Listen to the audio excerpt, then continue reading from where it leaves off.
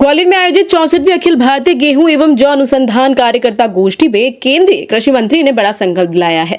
America द्वारा लगाए गए भारी भरकम टैरिफ के बाद कार्यक्रम में शामिल किसानों, विशेषज्ञ और वैज्ञानिकों को स्वदेशी अपनाने का संकल्प दिलाया है। अगर सम्मान होना चाहिए तो आज हमारे बैठे किसानों का और यहाँ बैठे वैज्ञानिकों का होना चाहिए।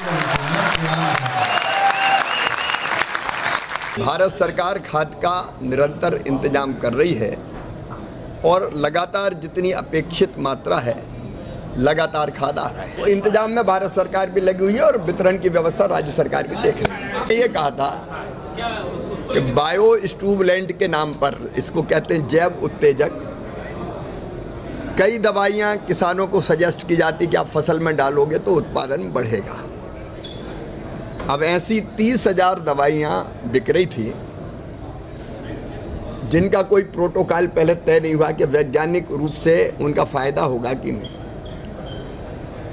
हमने, मोदी सरकार ने उस प्रोटोकॉल को तय किया और तय किया कि आईसीआर के 3 संस्थान कम से कम के वैज्ञानिक ये सिद्ध करें अलग अलग प्रयोग करके कि इसका फ़ायदा होता है। दूसरे या फिर एग्रीकल्चर यूनिवर्सिटी के साइंटिस्ट, तो हम मानेंगे कि भाई ये प्रमाणित है, ये बिकनी चाहिए।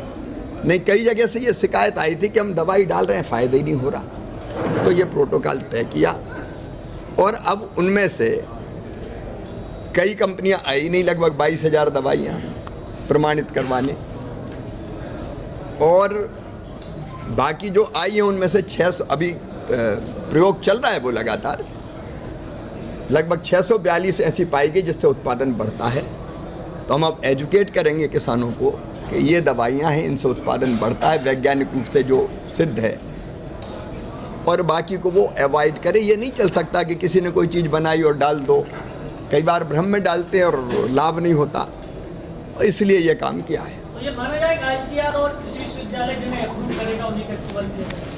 निश्चित तौर पर फिर उन्हीं का इस्तेमाल होना चाहिए। राज्य सरकारों के पास हम सूचियाँ भी भेजेंगे, एजुकेट करने का प्रयत्न भी करेंगे।